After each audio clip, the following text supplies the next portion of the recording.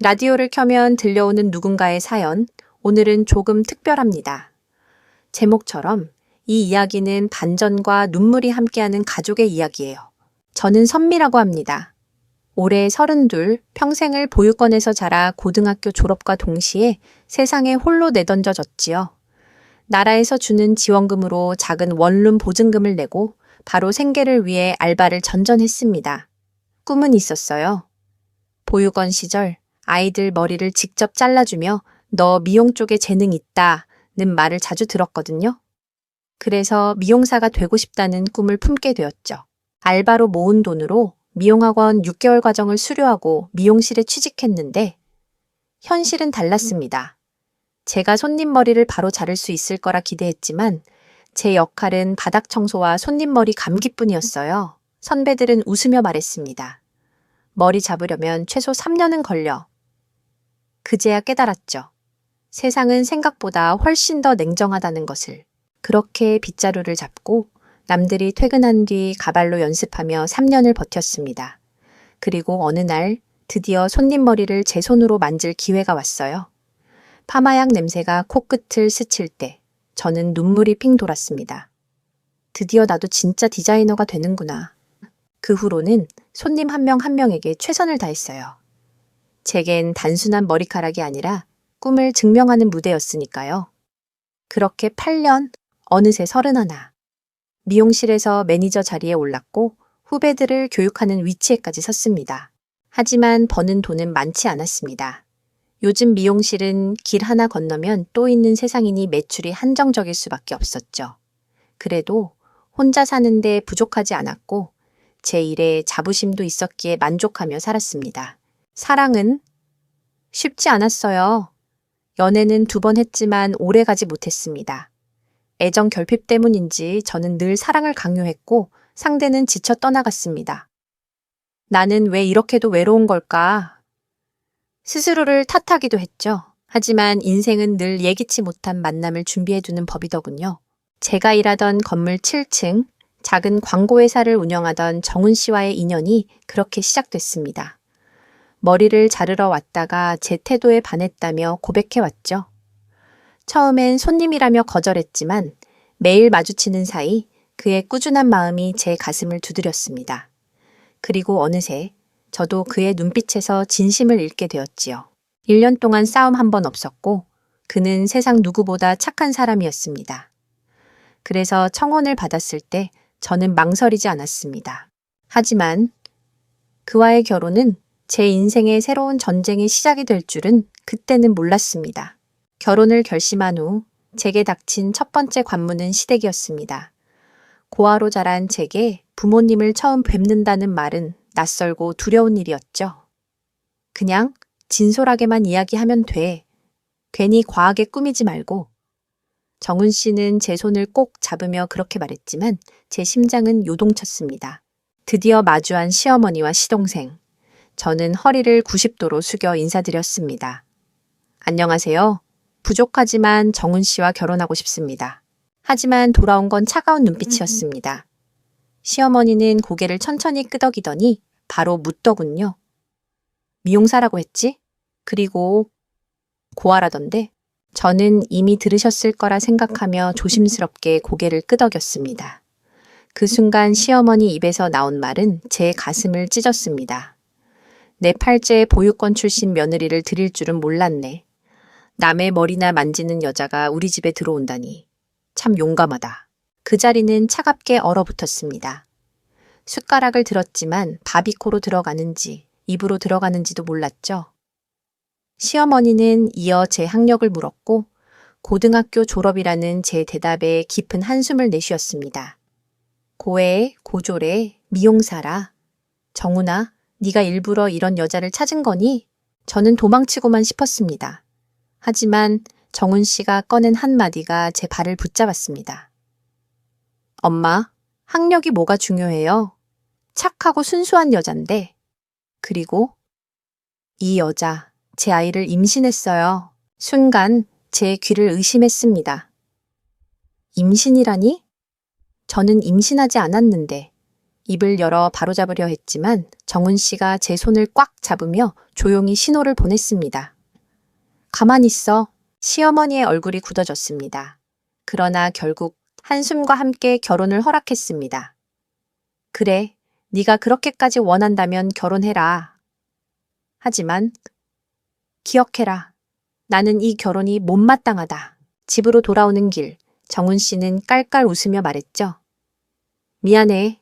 우리 엄마가 워낙 까다로워서 어쩔 수 없었어. 임신은 지금부터 노력하면 되잖아. 저는 화가 치밀어 올라 외쳤습니다. 오빠, 거짓말로 시작한 결혼이 무슨 의미가 있어? 나중에 들통나면 어떻게 하려고 그래? 그는 태연히 대답했습니다. 괜찮아. 내가 다 막아줄게. 넌 그냥 나만 믿어. 그날 밤 저는 깊은 불안 속에서도 한 가지 결심을 했습니다. 에라 모르겠다. 이 사람만 믿고 가보자. 그렇게 제 인생의 가장 화려한 결혼식이 준비되기 시작했습니다. 하지만 그 화려한 무대 뒤에는 어두운 그림자가 서서히 들이오고 있었지요. 결혼식 날 저는 생전 처음으로 드레스를 입고 수많은 사람들의 축하를 받았습니다.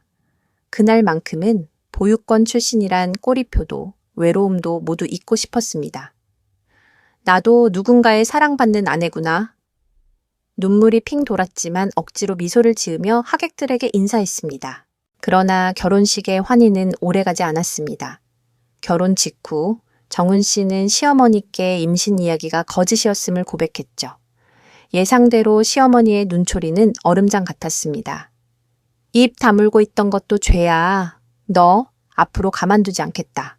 그 말은 곧 현실이 되었습니다. 시댁에 불려갈 때마다 시어머니는 남편 대신 저만 오라고 했습니다. 남편은 무시하라고 했지만 저는 그렇게 할 수 없었어요. 조에 많은 며느리라는 낙인이 제 어깨를 짓눌렀으니까요. 시댁에 가면 종처럼 집안일을 도맡아야 했습니다. 빨래, 설거지, 다림질, 창틀, 청소까지. 그리고 이어지는 모욕. 고아라 그런지 예의가 없네. 할 줄 아는 게 청소기 돌리는 것밖에 없어? 미용사가 뭐 대단하다고. 그깟 남의 머리 만지며 돈 벌지 말고 당장 때려치우고 내 아들 내줘나 해. 저는 떨리는 목소리로 대답했습니다. 어머님, 죄송합니다. 하지만 미용은 제가 10년 넘게 지켜온 꿈이에요. 대형 미용실을 차리는 게 제 목표라서 일을 그만둘 수는 없습니다. 그러자 시어머니는 차갑게 쏘아붙였습니다. 내 말 듣기 싫으면 이혼하고 나가든지 선택해라. 집에 돌아와 남편에게 털어놓았더니 그는 제 말을 끊었습니다. 신경 쓰지 마. 내가 알아서 해결할게. 며칠 뒤 다시 시댁에 갔을 때 놀라운 변화가 있었습니다. 시어머니의 말투가 한결 부드러워졌고 예전처럼 거칠게 굴지 않았습니다. 아마 남편이 직접 찾아가 못을 박았던 모양이었죠. 아, 이 사람 말만 한 게 아니구나. 진짜 나를 지켜주는구나. 그제야 저는 남편에게 조금 더 의지할 수 있겠다고 생각했습니다. 잠시 평화가 찾아온 듯 했습니다. 신혼집은 웃음으로 가득 찼고 함께 저녁을 먹고 영화도 보며 소소한 행복을 누렸죠. 그러나 인생은 늘 그 순간을 오래 허락하지 않더군요. 몇 달 뒤 진짜 복병이 찾아왔습니다. 바로 시동생의 아내, 새로 들어온 동서였습니다. 그녀는 의사였고 자존심이 하늘을 찔렀습니다. 처음 만난 날 그녀는 이렇게 말했죠. 형님, 저는 의사라 손이 생명이에요. 그러니 시댁 일은 전적으로 형님이 맡아주세요. 그 순간 또 다른 전쟁의 서막이 열리고 있었습니다. 동서는 첫인상부터 만만치 않았습니다. 고개를 들자마자 흘겨보는 눈빛, 그리고 시어머니 앞에서만은 애교 섞인 목소리. 그 이중적인 태도가 저를 숨 막히게 했습니다. 형님이 기강 잡으려는 건 알겠는데 고졸 미용사가 저랑 같은 대우를 받는 건 좀 아니잖아요? 처음 들었을 땐 웃어 넘기려 했지만 속이 부글부글 끓었습니다. 저도 모르게 주방으로 그녀를 불러내 말했습니다. 동서, 지금 뭐라고 했어? 나한테 무시 섞인 말 한 건 알지? 한 집안 식구끼리 그러면 안 되지 않겠어? 하지만 그 순간 시어머니가 따라 들어와 저를 꾸짖었습니다. 뭐 하는 짓이냐? 우리 둘째 며느리 말이 틀린 거 있니?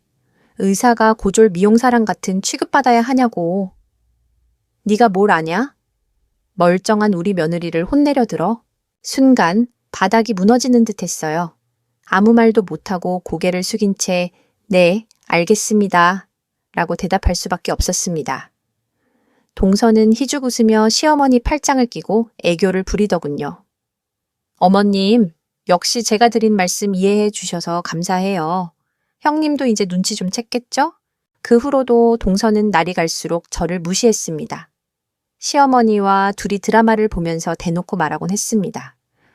고졸 출신이 회사에서 큰일을 맡는 건 드라마에서나 가능하지 현실에선 불가능해요. 어머님, 누굴 보면 딱 알잖아요. 하하, 내 말이 100번 맞다. 고의 고졸은 원래 예의도 없고 늘 남편한테 까어 고자질하는 족속이지. 그들은 제가 듣고 있다는 걸 알면서도 일부러 제 앞에서 내뱉었습니다. 저는 가만히 설거지를 하며 씁쓸한 웃음을 지어야 했습니다. 그러던 어느 날 남편이 조심스레 제게 제안을 했습니다. 선미야 유전자 등록센터라는 데 알아봤는데 혹시 내 친부모님 찾을 수 있을지도 몰라. 해보자. 저는 고개를 저었습니다. 날 버린 사람들을 왜 찾겠어. 이미 끝난 일이야. 그러나 남편은 진지하게 말했죠. 버린 게 아닐 수도 있어. 90년대엔 아이를 잃어버리는 일도 많았어. 혹시 부모님이 아직도 널 찾고 계실지도 몰라. 그 말에 흔들린 저는 결국 병원 안 유전자 센터에서 피를 뽑고 머리카락을 제출했습니다. 어차피 찾을 수 없을 거야. 그저 남편의 부탁을 들어주는 마음으로 한 일이었죠. 하지만 불과 일주일 뒤 센터에서 믿기지 않는 연락이 왔습니다. 고객님의 유전자와 일치하는 부모님을 찾았습니다. 그 순간 제 등골에 소름이 돋았습니다. 정말 제게도 부모님이 있는 걸까요? 연락을 받은 날 저는 밤새 잠을 이루지 못했습니다. 머릿속엔 온갖 생각이 몰려왔죠. 날 버린 사람이면 어떡하지? 혹은 진짜로 찾고 있었다면? 내가 이제 와서 무슨 얼굴로 만나? 남편은 제 손을 꼭 잡고 말했습니다. 선미야, 무조건 만나봐야 해. 진실을 알아야 내 마음도 풀릴 거야. 내가 같이 가줄게. 며칠 뒤 유전자 센터에서 주선한 자리로 나갔습니다. 검증을 위해 다시 한번 검사를 하기로 했고 저는 떨리는 마음으로 병원 로비에서 그 사람을 기다렸습니다. 잠시 후 양복을 입은 나이 지긋한 남자가 들어왔습니다. 우리 눈이 마주친 순간 그는 다가와 저를 가만히 바라보더니 떨리는 목소리로 말했습니다. 선미야, 난 널 버린 적 없다. 그때 잃어버린 거야. 30해 넘는 시간 동안 단 하루도 널 잊은 적이 없다. 저는 얼어붙은 듯한 표정으로 대답했습니다. 제 이름은 선미가 아니라 수연이에요. 그리고 아직 확실하지 않으니 저를 딸이라 부르지 말아주세요. 그는 얼굴이 굳었지만 이내 고개를 끄덕이며 자리에 앉았습니다. 그래, 내 말이 맞다. 하지만 곧 알게 될 거야. 넌 내 딸이 분명하다. 며칠 뒤 재검 결과가 나왔습니다. 99.99% 일치. 부녀 관계가 확실합니다.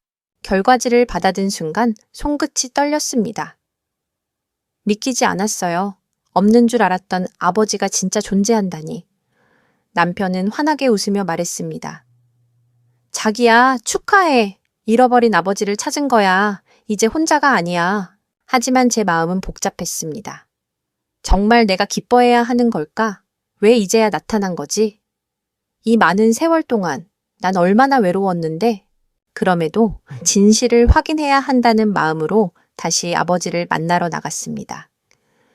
이번엔 지난번보다 단정한 차림으로 나와 있던 그는 저를 보자마자 눈물이 가득 고인 얼굴로 안아주었습니다.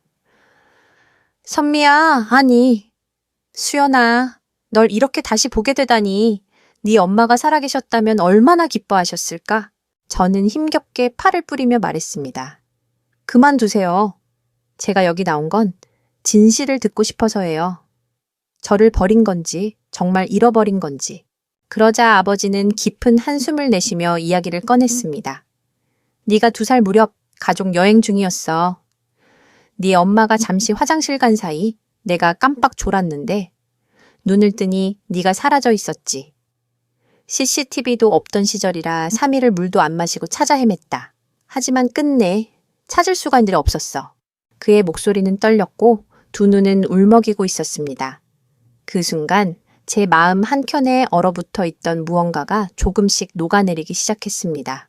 아버지의 이야기를 듣는 동안 제 가슴은 복잡하게 요동쳤습니다. 그의 눈빛에서 진심이 느껴졌지만 오랜 세월 버려졌다는 상처가 쉽게 아물지는 않았습니다. 그때가 내 두 돌이 막 지났을 무렵이었어. 네 엄마는 너를 잃은 충격으로 병을 얻으셨고 결국 몇 년 전 세상을 떠나셨다. 마지막 순간까지 우리 선미 꼭 다시 만나게 해달라고 기도하셨다. 저는 얼어붙은 채로 고개를 숙였습니다. 만약 내가 더 일찍 유전자 등록을 했다면 엄마의 얼굴을 한 번이라도 볼 수 있었을까? 후회와 아쉬움이 밀려왔지만 이제는 되돌릴 수 없다는 사실이 더 아팠습니다. 아버지는 떨리는 목소리로 이어갔습니다. 그리고 네가 사라진 몇 년 뒤 네 동생이 태어났어. 그 아이는 내 얘기를 들으며 자랐고 평생 언니를 만나고 싶어 했지. 그 말에 저는 놀라 눈을 크게 떴습니다. 저한테 동생이 있다고요? 아버지는 조심스럽게 미소 지으며 고개를 끄덕였습니다. 그래? 지금이라도 너희를 만나게 하고 싶다. 며칠 뒤 저는 남편과 함께 아버지의 집을 찾았습니다. 현관문을 열자 낯설지만 익숙한 얼굴이 저를 반겼습니다. 제 또래쯤 되어 보이는 여자가 두 눈을 반짝이며 달려왔습니다. 언니 맞죠? 나 지연이에요. 평생 언니 보고 싶었어요. 그녀는 제 손을 꼭 잡았고 저는 순간 말을 잇지 못했습니다. 눈앞에 서 있는 그녀의 눈매와 웃음에서 제 얼굴이 겹쳐 보였으니까요. 정말? 내 동생이구나. 그날 우리는 밤늦도록 이야기를 나누었습니다. 동생 지연은 의사로 일하고 있었고 아버지는 현재도 큰 기업을 운영하는 자산가였습니다. 그들의 삶은 제가 보육원에서 겪었던 고단한 세상과는 너무 달랐습니다. 하지만 부러움보다는 이상하게도 마음이 따뜻해졌습니다. 나도 이제 가족이 생겼구나. 이 단순한 사실이 제겐 큰 위로였습니다.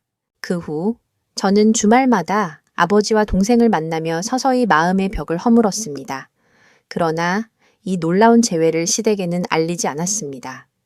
저를 무시하고 모욕하던 사람들이었기에 굳이 알릴 필요가 없다고 생각했거든요. 하지만 세상 일은 제가 원한다고 숨겨지기만 하진 않더군요. 머지않아 이 사실이 시댁과 뒤엉켜 또 다른 폭풍을 몰고 올 줄은 그때는 미처 알지 못했습니다. 그 후로도 저는 시댁에 불려다녔습니다. 겉으론 잠잠해진 듯 보였지만 시어머니와 동서의 은근한 무시는 여전했죠. 시어머니는 집안일을 시키며 한숨을 쉬곤 했습니다. 고아라 그런지 집안일이 몸에 안 배었네. 네가 한 일은 늘 어설퍼. 동서는 기회를 놓치지 않고 시어머니 옆에서 거들었습니다. 맞아요, 배 어머님. 의사 손은 소중하니까 형님이 다 하는 게 맞죠. 저는 환자를 살려야 하잖아요. 그리고 저를 향해 비웃으며 속삭이듯 말했습니다. 형님, 미용이 아무리 손 기술이라 해도 사람 목숨이 걸린 건 아니잖아요. 격이 달라요, 격이. 저는 꾹 참으며 대꾸하지 않았습니다. 이제 나에겐 아빠와 동생이 있어. 시댁에서 이렇게 무시당해도 더는 예전처럼 혼자가 아니야. 그 사실만으로도 마음을 붙잡을 수 있었습니다. 그러던 어느 날 시댁에서 낯선 광경을 목격했습니다. 시어머니와 동서가 다정하게 손을 잡고 얘기하는 모습이었죠. 어머님 덕분에 병원 개원 준비가 다 끝났어요. 자금도 지원해 주셔서 정말 감사합니다. 됐다. 우리 며느리가 의사라 자랑스러워서 도와준 거다. 앞으로 잘만 하면 대형 병원 원장 부인 소리 듣겠네. 저는 멈칫했습니다. 시어머니가 저 동서에게 수억 원을 투자했다고? 우리 부부에겐 단 한마디도 없었던 지원을 동서에게는 아낌없이 쏟아붓고 있었습니다. 그날 밤 저는 남편에게 이 사실을 전했습니다. 오빠, 어머님이 동서병원에 투자하셨대. 우리에겐 아무 얘기도 없었는데. 남편은 차갑게 웃으며 대꾸했습니다. 상관없어. 난 엄마 돈 필요 없어. 그리고 동서가 병원 잘 되든 말든 우린 우리 길 가면 돼. 그의 태도에 마음이 조금은 놓였지만 묘한 씁쓸함이 남았습니다. 역시 시댁에겐 난 끝까지 외부인일 뿐이구나. 그리고 마침내 동서의 병원이 개원하는 날이 다가왔습니다. 초대장은 단체 문자로 발송된 듯 제게도 도착했더군요. 한참을 고민하다가 저는 결국 마음을 정했습니다. 그래, 미워도 같은 가족이잖아. 축하해 주러 가자. 이 기회에 관계가 조금은 나아질지도 몰라. 꽃집에 들러 화분과 꽃다발을 준비한 뒤 병원으로 향했습니다. 반짝이는 신축 건물, 수십 명의 하객, 그리고 무대 위의 동서. 저는 용기를 내 그녀에게 다가가 꽃을 건넸습니다. 동서야, 진심으로 축하해. 병원 정말 멋지다. 하지만 돌아온 동서의 얼굴은 싸늘했습니다. 형님, 여긴 왜 오셨어요? 그 순간 사람들의 시선이 우리에게 쏠렸습니다. 그리고 불길한 예감이 제 가슴을 짓누르기 시작했습니다. 순간 제 귀가 의심스러웠습니다. 여긴 왜 오셨어요? 라니. 초대 문자를 제가 직접 받았는데도 말이죠. 저는 억지로 미소를 지으며 대답했습니다. 동서가 초대 문자 보냈잖아. 그래서 이렇게 축하하러 온 거지. 그러자 동서는 인상을 잔뜩 찌푸리며 속삭였습니다. 그건 단체 문자라 실수로 간 거예요. 형님 같은 분이 올 자리는 아니잖아요. 여긴 죄다 명문대 출신 의사들이 모인 자리예요. 분위기 격 떨어지니까 뒤로 가 계시죠. 제 손에 들려있던 꽃다발이 순간 무겁게 느껴졌습니다. 옆에서 웅성거리는 하객들의 시선이 등에 꽂히는 듯 했죠. 하지만 저는 꾹 참으며 낮은 목소리로 말했습니다. 동서, 너무하는 건 아니야? 나도 가족이니까 축하해주러 온 건데 왜 이렇게까지 날 몰아붙여? 동서는 씩 웃으며 날카롭게 대꾸했습니다. 가족? 형님은 처음부터 우리 집안에 맞지 않았어요. 고의 고졸의 미용사라니 제가 제 친구들 앞에서 얼마나 창피한 줄 알아요? 그 순간 제 속에서 끓던 분노가 치밀었습니다. 그러나 더 놀라운 건 그때였습니다. 제가 뭔가 말하려던 찰나, 짝, 갑자기 날아든 뺨소리에 주변이 술렁였습니다. 동서의 뺨을 사정없이 후려친 사람은 다름 아닌 이 병원의 원장이자 최대 투자자였습니다. 흰 가운을 걸친 그녀는 냉정한 눈빛으로 동서를 노려보며 말했습니다. 네가 감히 내 언니를 무시해? 어디서 개 같은 소리를 하고 있어? 저는 숨이 멎을 뻔했습니다. 그 목소리 그리고 얼굴, 지연아? 그녀는 제게 눈길을 돌리며 고개를 끄덕였습니다. 그래 언니, 나야, 내 동생 지연이. 순간 온몸에 전율이 흘렀습니다. 병원의 원장이 바로 제가 그토록 만나고 싶었던 내 동생이라니. 동서는 어안이 벙벙해진 얼굴로 더듬었습니다. 원장님, 설마 이분이 진짜 친언니라고요? 지연은 비웃듯 대꾸했습니다. 그래, 내 언니 맞다. 고졸이든 미용사든 상관없어. 내겐 세상에서 제일 소중한 언니야. 그런데 내 따위가 감히 무시해? 동서는 얼굴이 하얗게 질리며 바닥에 주저앉았습니다. 저는 믿기지 않는 상황 속에서 한동안 말을 잇지 못했습니다. 그러나 한 가지는 분명했습니다. 이 순간부터 판세가 완전히 바뀌고 있다는 사실이었습니다. 동서의 뺨에 붉은 자국이 선명히 남아 있었습니다. 그녀는 충격에 말을 더듬으며 항변했죠. 원장님. 제가 원장님 언니인 줄 알았으면 절대 그런 말 안 했죠. 몰랐으니까 그만. 지연은 차갑게 웃으며 말을 잘랐습니다. 뭐야? 그럼 언니가 내 가족이 아니었으면 방금처럼 모욕해도 괜찮다는 거야? 내 말 속에 내 본심이 다 드러났어. 넌 환자도 동료도 격으로 나누는 속물일 뿐이야. 주변 하객들의 수군거림이 커졌습니다. 아니, 개원식 첫날에 이런 추태가 저 여자가 의사 맞아? 저런 인성을 가진 사람이 환자를 본다고? 동서는 당황해 바닥에 무릎을 꿇었습니다. 죄송합니다, 원장님. 잘못했어요. 한순간 실수였어요. 제발 저를 병원에서 쫓아내지만 말아주세요. 그러나 지연은 단호했습니다. 네가 지금 이 병원에서 나가도 다른 데 취직은 힘들 거야. 내가 다 막을 거거든. 그리고는 제 쪽을 바라보며 부드럽지만 단호한 목소리로 말했습니다. 언니, 내가 이 여자 때문에 얼마나 속상했을까 싶어. 언니가 참고 산 게 대단해. 하지만 이제 걱정 마. 내가 대신 갚아줄게. 저는 지연의 눈빛에서 강렬한 의지를 보았습니다. 하지만 마음 한편이 무겁기도 했습니다. 동서가 미워도 한 가족으로 평생 봐야 할 사람인데 이렇게 매정하게 잘라버리면 정말 돌이킬 수 없지 않을까? 그래서 조심스레 지연의 팔을 잡고 말했습니다. 지연아, 너무 세게 나가지 마. 물론 동서가 나를 괴롭힌 건 사실이지만 그래도 한 식구잖아. 그냥 이번 한 번만 기회를 주면 안 될까? 지연은 제 말을 듣고 한동안 저를 똑바로 바라보다가 깊은 한숨을 내쉬었습니다. 역시 언니다운 말이네. 알았어. 내 부탁이라면 이번 한 번은 봐줄게. 대신 조건이 있어. 지연은 동서에게 눈을 부릅뜨며 명령했습니다. 지금 당장 언니 앞에 제대로 무릎 꿇고 평생 반성할 거라고 약속해. 아니면 용서 같은 건 없어. 순간 동서는 절망에 찬 표정으로 제 앞에 고개를 박았습니다. 형님, 잘못했습니다. 고아라 무시한 것도 고졸이라 비아냥된 것도 다 후회해요. 제발 이번 한 번만 용서해 주세요. 아니면 전 진짜 끝장이에요. 사람들 앞에서 무릎 꿇고 우는 동서를 보니 묘한 감정이 밀려왔습니다. 통쾌함과 연민이 동시에 스쳐 지나갔죠. 하지만 저는 단호히 말했습니다. 일어나, 용서는 해줄게. 하지만 다시는 나를 무시하는 말, 행동, 2번 다시 없었으면 해. 그 순간 동서는 눈물을 닦으며 고개를 끄덕였지만 그 눈빛 속 어딘가에서 여전히 꺼지지 않은 저기가 번뜩이고 있었습니다. 그날 개원식은 뒤숭숭하게 이어졌습니다. 하객들은 어색한 미소를 지으며 축배를 들었지만 이미 분위기는 싸늘히 식어 있었죠. 저는 지연 옆자리에 앉아 잔을 기울였고 동서는 제 맞은편에서 억지 웃음을 지으며 잔을 영어프 비웠습니다. 술이 들어가자 동서의 눈빛은 점점 흐려졌습니다. 그러다 마침내 속에 감춰둔 본심이 터져나왔습니다. 에이씨, 내가 원장님 언니한테 무릎 꿇은 거 다 연기였어. 진짜 웃기지 않아? 고아 주제에, 고졸 주제에, 고장 미용사 주제에. 뭐가 대단하다고. 언니가 됐든 뭐가 됐든 결국 넌 패배자야. 사회에 필요 없는 존재라고.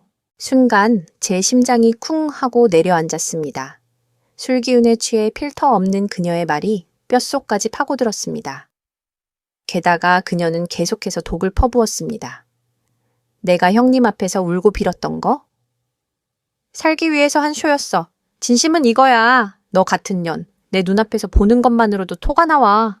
하객들의 숟가락이 멈췄습니다. 몇몇은 눈살을 찌푸렸고 어떤 이는 작게 저 의사 미쳤나? 라며 수군거렸습니다. 저는 더는 참을 수 없었습니다. 자리에서 벌떡 일어나 이를 악물고 말했습니다. 동서, 방금 말 다시 해봐. 정말 네가 하고 싶은 말이 그거야? 동서는 비웃으며 잔을 내려쳤습니다. 그래, 똑똑히 들어. 너는 고아, 고졸, 미용사. 세상에서 제일 하찮은 조합이지. 아까 원장님이 언니라고 안 했으면 넌 여기 오지도 못했을 거야. 그 순간 제 손이 저도 모르게 올라갔습니다. 짝! 내 뺨을 향해 날린 게 아니라 동서의 뺨을 제가 세차게 후려친 겁니다. 병원 로비에 큰 소리가 울려 퍼졌습니다. 술에 취한 동서는 휘청거리며 저를 노려보다가 다시 제 뺨을 그대로 후려쳤습니다. 순간 싸늘한 긴장감이 팽팽히 감돌았습니다. 그리고 곧장 지연이 자리에서 벌떡 일어났습니다. 동서의 머리채를 잡아채더니 그대로 바닥에 눕혀 배 위에 올라타서 두 뺨을 영어프 갈겼습니다. 이 뻔뻔한 년아, 감히 내 언니를 욕해? 내 입에서 고아 고졸 같은 소리가 다시는 못 나오게 만들어주마. 하객들이 놀라 일어났지만 누구도 말리지 못했습니다. 지연의 분노는 오랜 세월 누적된 제 서름을 대신 풀어주는 것 같았으니까요. 저는 결국 그녀를 말리며 말했습니다. 지연아, 됐어. 멈춰. 나 이제 동서를 절대 용서하지 않을 거야. 네가 하고 싶은 대로 해. 쫓아내든 끝까지 밟든. 지연은 잠시 숨을 고르더니 고개를 끄덕였습니다. 좋아. 언니 말대로 할게. 이제 이 여자는 끝장이야. 그 순간 저는 알았습니다. 이제부터 동서와의 관계는 돌이킬 수 없는 길로 들어섰다는 것을. 그날 저녁 집으로 돌아온 저는 남편에게 모든 일을 털어놓았습니다. 개원식에서 동서가 무릎 꿇고 빌었다가 술에 취해 본심을 드러낸 것까지. 남편은 이마를 짚으며 한숨을 내쉬었습니다. 역시 그 여자가 쉽게 변할 리가 없지. 걱정 마. 내가 다 정리할게. 그의 말이 끝난 지 얼마 지나지 않아 소문은 시댁에 번졌습니다. 시동생 부부가 우리 집을 찾아온 건 그 다음날 저녁이었죠. 시동생은 얼굴이 잔뜩 굳은 채 말했습니다. 형수님, 그날 있었던 일, 전 다 들었어요. 솔직히 은주랑은 조건부 결혼이었어요. 의사 며느리라는 이유로 어머님이 적극 밀어붙였고 저도 사업에 도움이 될 줄 알았죠. 그런데 지금은 아무 쓸모가 없네요. 이혼하려 합니다. 순간 그의 태도에 또 한 번 충격을 받았습니다. 결혼을 이렇게 쉽게 말해버린다고? 시동생은 미련도 없어 보였습니다. 이제 다른 사람 만나야죠. 제 인생까지 망칠 순 없잖아요. 그 말에 남편은 분노를 참지 못하고 소리쳤습니다. 너 지금 무슨 소리 하는 거야? 결혼을 거래처럼 말하냐? 사람 인생이 장난이야? 하지만 시동생은 무심히 고개를 돌릴 뿐이었습니다. 형은 몰라요. 전 현실을 따져야 하니까 은주는 이제 끝이에요. 이젠 더 기막힌 건 시어머니의 반응이었습니다. 며칠 뒤 우리 집을 찾아온 그녀는 저를 대하던 태도를 180도 바꿔버렸습니다. 큰며느리, 내가 그동안 오해가 많았어. 네가 이렇게 똑똑하고 마음씨 좋은 줄 이제야 알았다. 네 친정. 아니, 네 아버님과 사돈으로 언제쯤 만나볼 수 있을까? 저는 차갑게 대꾸했습니다. 무슨 말씀을 하시는지 모르겠네요. 저를 그토록 무시하시던 분이 이제 와서 왜 그러세요? 시어머니는 머뭇거리다 본심을 드러냈습니다. 아니, 그러니까 네 아버님께서 큰 기업 대표라며? 우리 아들들 사업에 투자 좀 해주시면 좋을 것 같아서 말이다. 한 식구끼리 도와야지 않겠니? 그제야 저는 명확히 깨달았습니다. 나를 며느리로 인정한 게 아니라 아빠 돈을 원해서 태도를 바꾼 거구나. 저는 단호히 고개를 저었습니다. 어머님, 제 아버지 돈은 저희 부부와 아무 상관없습니다. 저희는 알아서 잘 살아갈 수 있어요.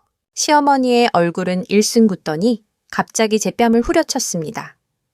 인연이 돈 많은 아버지 만났다고 날 무시하네? 그 순간 제 안에서 억눌려 있던 분노가 폭발했습니다. 저도 모르게 손을 들어 그녀의 뺨을 그대로 갈겼습니다. 어머님이야말로 절 무시하셨죠? 남편 재산으로 사는 게 뿌듯하세요. 기생처럼.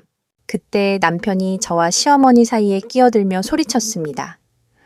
엄마, 이제 그만하세요. 더는 못 참겠습니다. 이젠 우리 인연 여기서 끝냅시다. 그의 목소리는 집안 공기를 찢을 듯 울렸습니다. 저는 그제야 깨달았습니다. 남편이 드디어 어머니와의 끈을 끊을 결심을 했다는 것을. 시어머니는 남편의 말에 얼굴이 붉게 달아올랐습니다. 뭐라고? 인연을 끊자고? 내 놈이 감히 어미를 버리겠다는 거냐? 남편은 주먹을 불끈 쥐며 대꾸했습니다. 엄마가 어머니 구실을 하셨다면 이런 말 안 했을 겁니다. 제 아내를 고하니 고졸이니 하면서 짓밟고 이제 와선 장인어른 돈까지 노리면서 부끄럽지도 않으세요? 시어머니는 의자에서 벌떡 일어나 손을 번쩍 들더니 또다시 제 뺨을 때리려 했습니다. 그러나 남편이 그 손목을 붙잡고 밀쳐냈죠. 그만하세요. 다시 제 아내 건드리면 그땐 저도 아들로서 마지막 전까지 끊겠습니다. 시어머니는 바닥에 털썩 주저앉아 울부짖었습니다. 이게 다 돈 때문이잖아. 네 아버지 죽고 남긴 재산으로 우리가 살았다고 무시하더니 이제는 친정이 부자라고 우리를 발로 차는구나. 불효자식들 같으니. 그날 이후 우리 부부는 시댁과 사실상 왕래를 끊었습니다. 남편은 말했습니다. 이제 엄마랑 동생은 없어. 우리끼리만 행복하게 살면 돼. 그의 말에 눈물이 핑 돌았습니다. 보육원 시절 저는 늘 이렇게 바랐거든요. 내 편이 되어줄 가족이 하나만 있었으면 좋겠다. 하지만 시댁과의 인연이 끊어지자 동서는 걷잡을 수 없는 추락을 맞이했습니다. 지연이 의료계 네트워크를 통해 그녀를 블랙리스트에 올린 겁니다. 결국 서울에서 발붙일 수 없게 된 동서는 이혼까지 당하며 홀로 쫓겨나듯 살게 되었습니다. 시어머니 또한 예전 같지 않았습니다. 사업 자금으로 투자했던 돈을 동서에게서 돌려받지 못해 재정이 크게 흔들렸고 친척들에게까지 손을 벌리며 지냈죠. 그러면서도 저에게 전화를 걸어와 기어들어가는 목소리로 말했습니다. 큰며느리야, 내가 그동안 잘못했다. 한 번만 봐주면 안 되겠니? 내 아버지 좀 도와달라, 전해줘. 저는 담담히 대답했습니다. 어머님, 그동안 저를 모욕하신 건 잊지 않았습니다. 아버지를 빌미로 다시 저희에게 다가오지 마세요. 전화를 끊고 난 뒤에도 손이 덜덜 떨렸습니다. 하지만 이번엔 두렵지 않았습니다. 저에겐 이제 진짜 가족이 있었으니까요. 얼마 후 뜻밖의 소식이 찾아왔습니다. 제가 임신을 한 겁니다. 남편은 제 손을 꼭 잡고 기뻐하며 말했습니다. 선미야, 드디어 우리도 진짜 가정을 꾸리게 됐어. 이제 과거는 다 잊자. 우리 아이와 함께 새 출발하자. 그 순간 저는 깨달았습니다. 험난한 세월을 돌고 돌아 마침내 제가 찾은 건 바로 가족의 온기였다는 걸요. 하지만 이 이야기는 아직 끝나지 않았습니다. 저를 무너뜨리려 했던 시댁 식구들은 이제 더 깊은 나락으로 떨어질 운명을 마주하게 될 테니까요. 임신 소식을 가장 먼저 알린 건 아버지와 지연이었습니다. 정말이야? 네가 아기를 가졌다고? 아버지의 눈가에 눈물이 맺혔습니다. 선미야, 아니 수연아, 이제 내겐 진짜 행복만 있으면 된다. 내가 네 앞길을 다 열어줄게. 며칠 뒤 아버지는 직접 강남의 고급 주택가에 집을 마련해 주셨습니다. 이제 곧 손주가 태어날 텐데 좁은 집에서 살 순 없지 않니? 여긴 안전하고 아이 키우기도 좋아. 저는 두 손으로 얼굴을 감쌌습니다. 보육원에서 단칸방 살이를 전전하던 제가 이런 날을 맞을 줄은 상상도 못했으니까요. 거기서 끝이 아니었습니다. 아버지는 제게 또 다른 선물을 건넸습니다. 내 꿈이 미용실이었다지. 네가 원하던 대형 매장을 강남 한복판에 열어주마.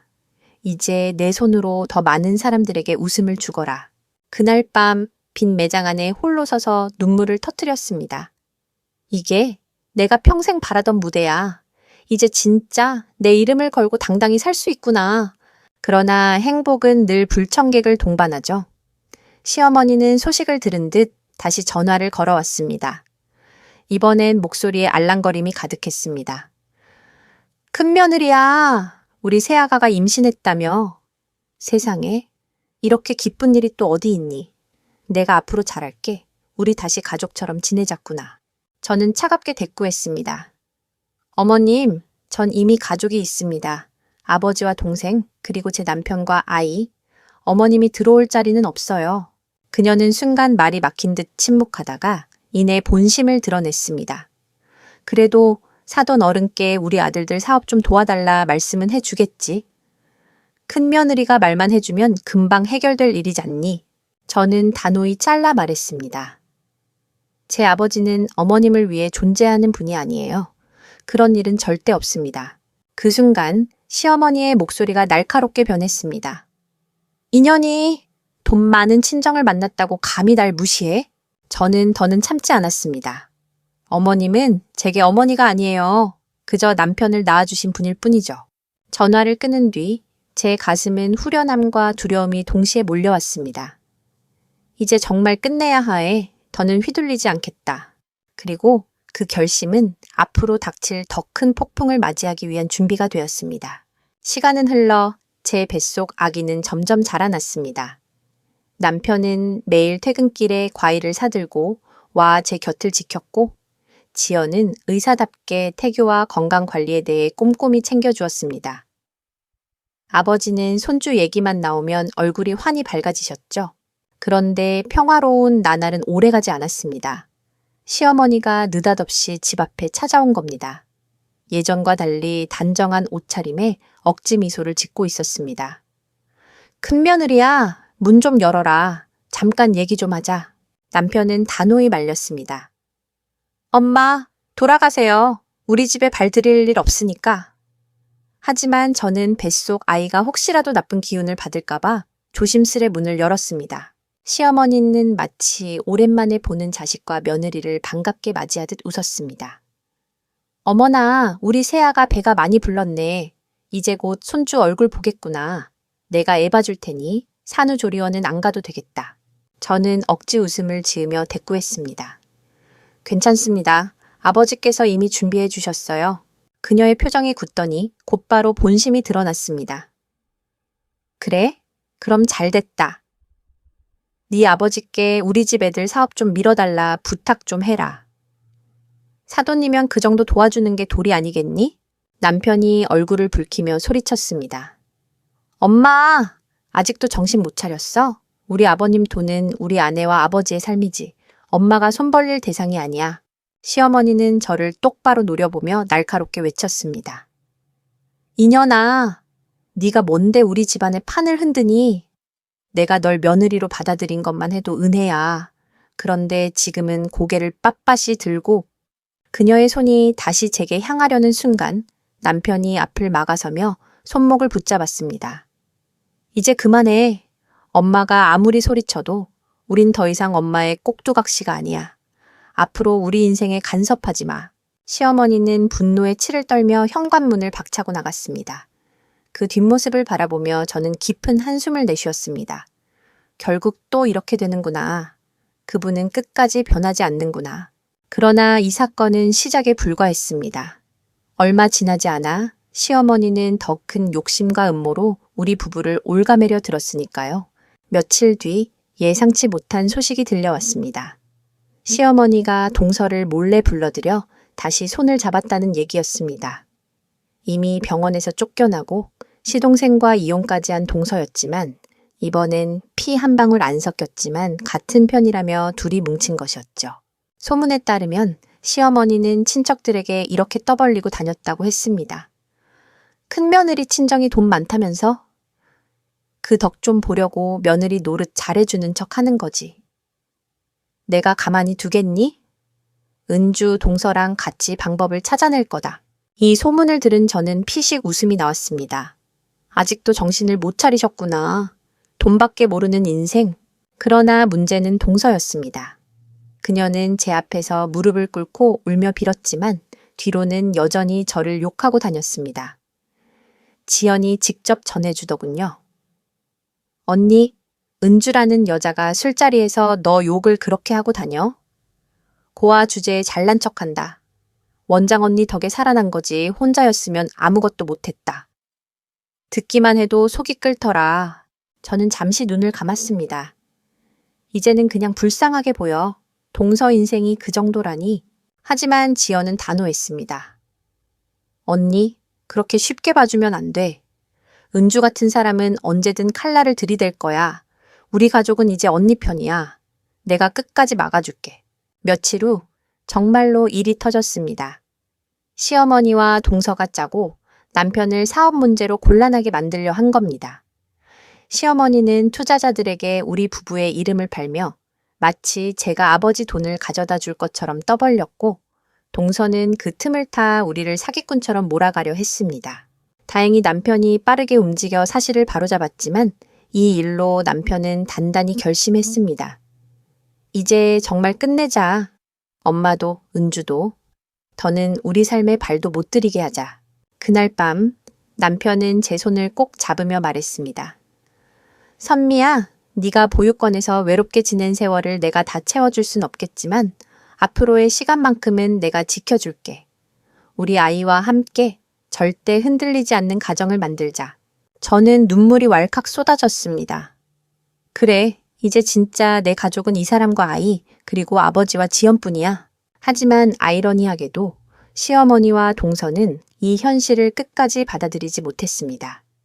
그들의 욕심과 오만은 결국 스스로를 더 깊은 구렁텅이로 끌고 가고 있었죠. 시간이 흐르면서 제 뱃속 아이는 무럭무럭 자라났습니다. 남편은 매일 밤 제 배에 귀를 대고 속삭였죠. 아가야, 아빠 목소리 들리지? 넌 엄마처럼 씩씩하고 나처럼 든든한 아이로 태어나렴. 그 따뜻한 순간에도 시댁의 그림자는 가시질 않았습니다. 시어머니는 친척들을 불러 모아 말했습니다. 큰며느리 친정이 돈방석에 앉았다잖아. 내가 그 덕 좀 보려고 애쓰는 게 뭐가 잘못이냐? 우리 집안도 잘 돼야지. 결국 친척들 사이에서 우리 부부는 돈줄처럼 입에 오르내리기 시작했습니다. 그 소식을 들은 저는 가슴이 철렁 내려앉았지만 곧 마음을 다잡았습니다.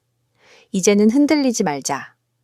내 곁엔 든든한 남편과 아빠, 그리고 지연이 있어. 지연은 오히려 더 단단히 제 편에 서주었습니다. 언니, 걱정하지 마. 내가 다 막아줄게. 은주, 동서 같은 인간은 이미 의료계에서 매장됐어. 남은 건 어머님뿐인데 그분이 어떻게든 언니를 이용하려 드는 순간 내가 가만 안 둘 거야. 그 말에 힘을 얻었지만 불안은 완전히 가시지 않았습니다. 왜냐하면 시어머니는 이미 돌이킬 수 없는 선을 넘고 있었기 때문입니다. 남편의 사업 파트너들에게 전화를 돌리며 이렇게 말했다고 했습니다. 우리 큰며느리 아버지가 큰손이야. 곧 투자금 들어올 거니까 미리 자리 잡아두라. 그 소문은 삽시간에 퍼졌습니다. 결국 남편은 당황한 투자자들을 모아 해명해야 했고 얼굴에 수치심이 가득했습니다. 내가 제일 싫은 게 이런 거야. 우리 삶을 내 손으로 만들어가고 싶은데 엄마는 끝까지 우리를 이용하려 해. 저는 그의 두 손을 잡고 말했습니다. 괜찮아. 우린 진실로 살아가면 돼. 남들이 뭐라 해도 결국 진심은 드러날 거야. 그러나 시어머니와 동서는 멈추지 않았습니다. 오히려 마지막 발악이라도 하듯 더 큰 일을 벌이려 하고 있었죠. 그날이 오기 전까지는 저도 몰랐습니다. 그들의 탐욕이 우리 가족의 운명을 송두리째 흔드는 또 다른 폭풍을 몰고 오고 있다는 사실을요. 결국 일이 터지고 말았습니다. 시어머니와 동서는 마지막 희망이라도 붙잡으려는 듯 제 아버지를 직접 찾아간 겁니다. 아버지의 비서에게서 그날 상황을 들을 수 있었습니다. 시어머니는 억지 미소를 지으며 이렇게 말했다고 했습니다. 사돈어른, 큰며느리 덕에 이렇게 찾아뵙게 되었네요. 사실 우리 집 아들들이 사업을 하는데 조금만 보태주시면 큰 성공을 할 겁니다. 우리 집안이 서로 의지하면 얼마나 좋겠어요? 옆에 있던 동서는 더 뻔뻔했습니다. 맞습니다. 제가 병원 일은 그만두었지만 아직 제 주변에 의사 인맥이 많습니다. 사돈어른이 도와주시면 의료 쪽으로도 금세 기반을 다시 세울 수 있을 거예요. 하지만 아버지는 미소조차 짓지 않았다고 했습니다. 제 딸을 괴롭히고 무시하던 분들이 이제 와서 도움을 청하는군요. 사돈, 저는 돈으로 움직이는 사람이 아닙니다. 제게 가장 소중한 건 딸과 가족의 행복이지 당신들의 사업이 아닙니다. 그 자리에서 시어머니 얼굴이 일그러졌다고 합니다. 사돈, 너무 매정하십니다. 한 식구인데 이 정도도 안 들어주십니까? 그러자 아버지는 단호히 잘라 말했다 합니다. 식구? 제 딸을 고아라 무시하고 집안 하인처럼 부리던 사람이 무슨 식구입니까? 다시는 제 딸 이름을 빌려 어디서도 말하지 마십시오. 비서의 전원만 들어도 그 자리가 얼마나 참담했을지 눈에 선했습니다. 그리고 며칠 뒤 시어머니가 우리 집으로 찾아왔습니다. 그녀의 눈가엔 눈물이 맺혀 있었지만 목소리만큼은 여전히 날카로웠습니다. 큰며느리, 네 아버지가 나를 그렇게 모욕하더라. 네가 나서서 말 좀 해줬어야지. 내가 이렇게까지 무시당해야 하니? 저는 배를 감싸며 의자에서 일어나 담담히 말했습니다. 어머님, 이제 그만하세요. 저희 가족은 더 이상 어머님께 휘둘리지 않아요. 돈이든 명예든 저희 삶에 간섭하지 마세요. 시어머니의 얼굴은 창백하게 굳어졌습니다. 네가 끝까지 이렇게 나온다는 거냐? 네, 끝까지입니다. 그 순간 남편이 옆에서 제 손을 잡으며 한마디 덧붙였습니다. 엄마, 이제 정말 인연 끝내요. 우린 다시 돌아가지 않을 겁니다. 그 말이 우리 가족의 최종 선언이 되었습니다. 그날 이후 시어머니와 동서는 사실상 우리 삶에서 완전히 지워졌습니다. 그러나 사람의 욕심은 쉽게 사라지지 않더군요. 그들은 여전히 친척들 사이에서 저와 아버지를 헐뜯으며 다녔습니다. 큰며느리가 우리 집안 버리고 잘난 척 한다더라. 고아 출신이 돈 좀 만났다고도 눈이 뒤집힌 거지. 그런 말들이 귀에 들어올 때마다 가슴이 저릿했지만 이번엔 예전처럼 흔들리지 않았습니다. 왜냐면 제 곁엔 언제나 든든한 울타리가 있었으니까요. 아버지는 저를 따뜻하게 안아주며 말씀하셨습니다. 수연아, 남이 뭐라 하든 신경 쓰지 마라. 넌 내 딸이고 이제 엄마 대신 내가 내 곁을 지켜줄 거다. 지연도 늘 곁에서 제 편이 되어주었습니다. 언니, 우리 의료계에서 은주 이름은 이미 지워졌어. 다시는 여기서 발 못 붙이게 했으니까 걱정 마. 남편 역시 변함없이 제 손을 잡고 말했죠. 내가 끝까지 내 편이야. 우리 아이 태어나면 누구도 건드릴 수 없는 가정을 만들자. 시간은 흘러 드디어 출산의 날이 다가왔습니다. 분만실 안에서 저는 땀에 젖은 얼굴로 소리쳤습니다. 아가야, 엄마 곁으로 와줘. 그리고 잠시 뒤 힘찬 울음소리가 울려 퍼졌습니다.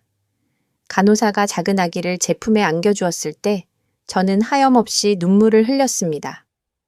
이제야 진짜 내 가족이 완성됐구나. 남편은 제 손을 잡고 흐느꼈습니다. 고생했어, 선미야. 넌 세상에서 제일 강한 엄마야. 아버지와 지연도 분만실 밖에서 저희 가족을 기다리고 있었습니다. 아버지는 손주를 안고 흐느끼며 말씀하셨습니다. 이 아이는 나에게 두 번째 기적이다. 네가 돌아와 준 게 첫 번째였고 이제는 이 아이가 우리 집안의 희망이구나. 그날 밤 저는 병원 침대에 누워 아기를 바라보며 속으로 다짐했습니다. 과거는 이제 끝났다. 시댁의 모욕과 아픔은 모두 잊고 이 아이와 새로운 인생을 살자. 하지만 세상은 늘 반전이 있듯 완전한 평화는 오래 가지 않았습니다. 시어머니와 동서가 끝내 또 한 번 우리 앞에 모습을 드러냈으니까요. 아이의 돌잔치가 가까워 오던 무렵이었습니다. 저희는 가족과 지인들만 초대해 소박하게 준비하고 있었죠. 그런데 그날 예상치 못한 손님들이 나타났습니다. 바로 시어머니와 동서였습니다. 예상대로 두 사람은 예의도 체면도 없었습니다. 돌잔치장에 들어오자마자 시어머니가 큰 소리로 말했습니다. 손주돌인데 우리가 빠질 수 있겠니? 그래도 피 한 방울 섞인 할미인데. 순간 공기가 싸늘히 얼어붙었습니다. 하객들 대부분은 제가 시댁과 인연을 끊었다는 걸 알고 있었기에 당황한 눈빛으로 서로를 바라봤습니다. 저는 아이를 안은 차에 담담히 말했습니다. 어머님, 저희는 이미 인연을 정리했습니다. 오늘은 제 아이를 축복해주는 자리니 제발 조용히 돌아가 주세요. 하지만 시어머니는 오히려 목소리를 높였습니다. 네가 아무리 잘난 척해도 결국 우리 집 손주야. 네 아버지 돈으로 잘난 척하지 말고 우리 집안일에 순종해라. 그때 동서가 끼어들었습니다. 형님, 참 웃기네요. 고아 주제에 대기업 집안 딸 노릇한다고 어깨에 힘 들어가셨나 봐요. 이 돌잔치도 어차피 친정 돈으로 차린 거 아니에요? 순간 아이가 놀라 울음을 터뜨렸습니다. 그 울음소리가 제 가슴을 후벼 팠습니다. 내 아이 앞에서조차 이 사람들은 모욕을 멈추지 않는구나. 그때 남편이 자리에서 벌떡 일어나 소리쳤습니다. 당장 나가! 오늘 여기서 두 사람 더럽힌 말로 우리 아이 첫 돌을 망치게 두지 않겠어. 그러자 지연이 천천히 걸어 나와 아이를 안은 저를 감싸 안고 시어머니와 동서를 똑바로 바라봤습니다. 오늘은 우리 가족의 날입니다. 당신들이 발을 들이는 순간 더러운 그림자만 들이우는 거예요. 마지막 경고입니다. 지금 나가지 않으면 다시는 돌아올 수 없을 겁니다. 그 말에 동서는 얼굴이 새빨개져 발끈했습니다. 뭐라고요? 원장이라고 다야? 내가 여기서 무릎 꿇었을 때는 연기였다고 했잖아요. 형님 같은 고졸 미용사가 어떻게 우리 위에 설 수 있냐고요? 하지만 이번에는 아버지가 직접 나섰습니다. 묵직한 목소리가 잔치장을 울렸습니다.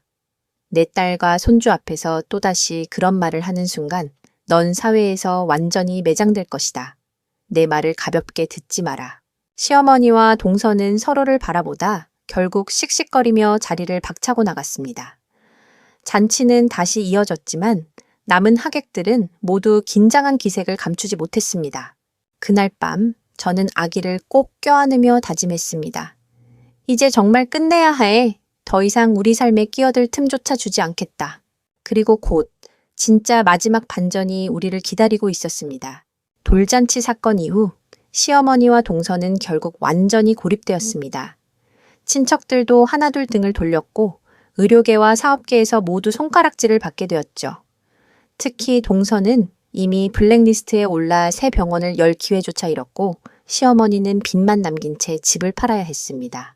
한때 저를 고아 고졸이라 무시하던 그들의 모습은 이제 초라하기만 했습니다. 반대로 제 곁엔 든든한 가족이 있었습니다.